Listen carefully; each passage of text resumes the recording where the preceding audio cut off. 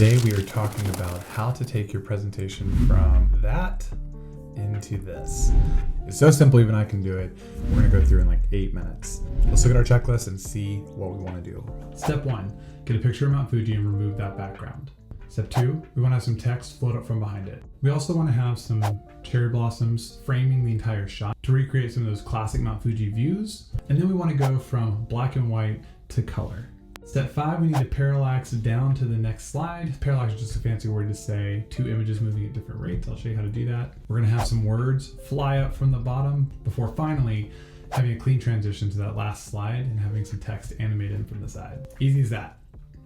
Step 1, start from a blank presentation, and we're gonna close that designer tab because it's not very helpful and I don't like it. Next, we're gonna go find a picture and Mount Fuji. We're gonna search from the stock images. That one's really cool. I'm gonna pull it in and then we're gonna need to resize it. You don't really care how I do that, so I'm just gonna crop it down and make sure it fits nicely.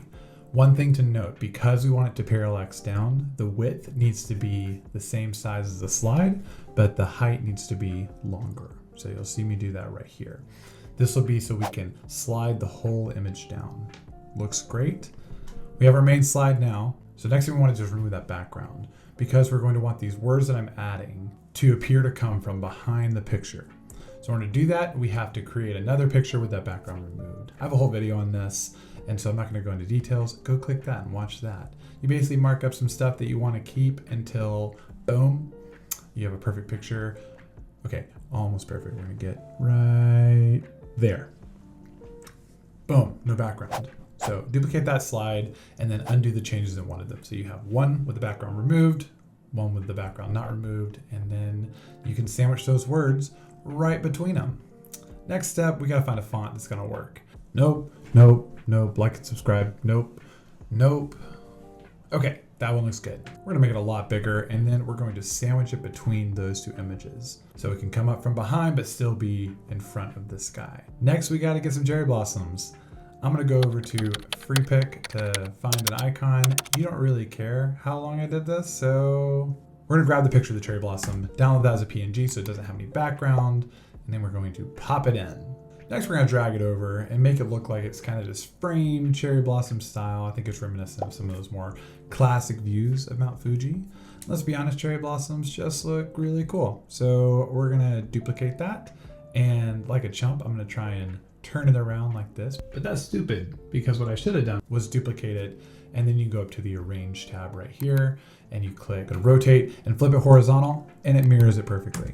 We're gonna drag that into position. All right, this looks great. You see on the left side, but what will make it look even better is if we had a little bit of cherry blossom that went behind that M to really kind of sell that 3D effect. So we're gonna duplicate it, crop it, and then we're gonna send it behind the M, but still in front of that last background slide. So next thing we need to do, going back to our checklist, is have a slide that we can go black and white to color. So we're gonna duplicate this, and then on that first slide, we're gonna move everything off and out of the way, so when it transitions, it all kind of fly in. And then we just need to remove all the color and saturation from this picture. To do that, just go to Format Picture, drop that saturation all the way down. Okay, let's test it out.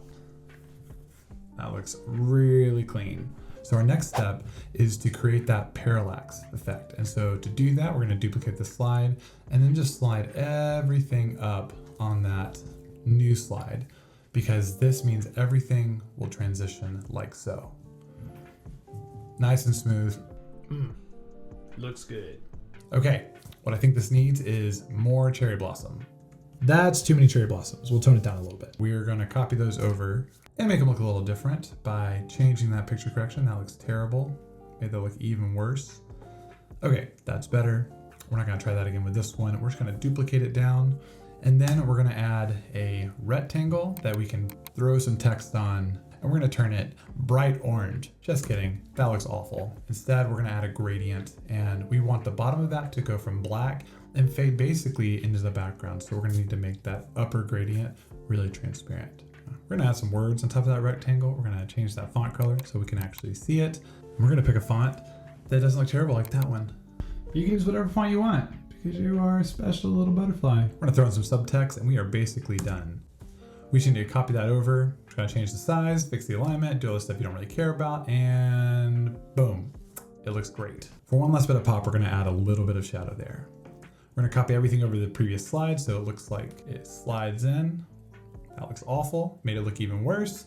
Fix that, and then move everything off the slide a little bit so it looks like this. Everything slides in, buttery smooth, thank you Morph. Mighty Morph from PowerPoint over here. So on our final slide, we're gonna duplicate over and then get rid of basically everything because we don't need it. We just want some things to reference. Looking at that original photo, the photo itself is kind of nice. Let's see if we can find something similar. We're gonna go over to Unsplash and find a picture. Nope, nope, nope, maybe. Okay, I like that one. That one's pretty good. We're gonna pull into the presentation, size it, crop it, you know, all the stuff until you have it where you want it. We're gonna take that same black rectangle and we rotate it 90 degrees so it's on the right side and fix the spacing just a little bit and bring down that transparency just a hair. Throw some more cherry blossoms on for good effect. I wanna make it so it looks like it's drooping over that temple. And then we're gonna throw some text on top of that. Something about Fuji-san. I think there's some opportunity to throw in some fun facts, maybe things like the height or how many climbers that are annual. I think it's like 300,000 climbers. That's a lot of climbers. That looks pretty good. So now we just need to animate that text coming in. So we're gonna select it all, group it together, and then we're gonna go to the animation tab, have it fly in, not from the bottom because that's stupid. We're gonna have it fly in from the right.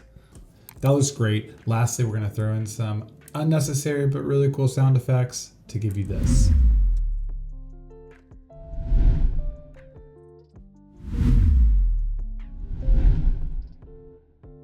And with that, we're done. We just totally elevated the presentation in like 7.5 minutes.